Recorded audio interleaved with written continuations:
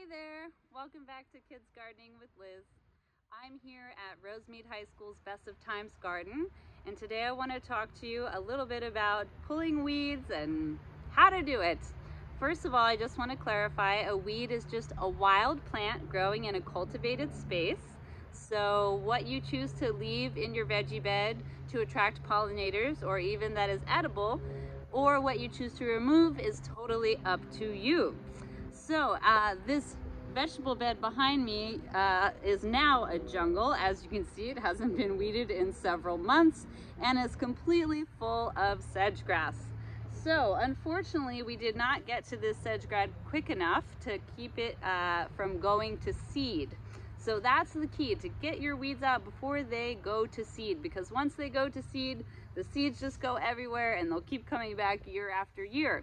So if you can get your grass out before it goes to seed, you can lay it down in your bed. That's called permaculture style. It'll act as a natural mulch and eventually break down, adding nitrogen to your soil.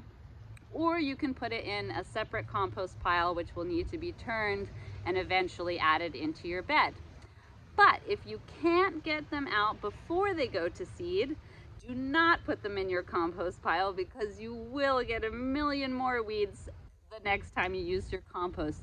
The only way to really kill a seed in a compost pile is if you have like an industrial sized compost pile that gets extremely hot and the temperature will kill the seeds. But most likely you don't have that in your backyard.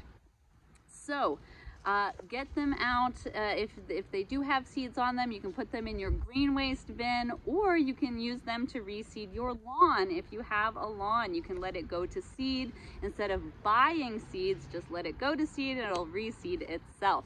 Plants are very resilient that way. If you have more questions about garden care, especially in the late summer when things are hot and growing like crazy, please subscribe to our YouTube channel, or you can visit our website, ecoUrbanGardens.org. Thanks so much. Enjoy the rest of your day.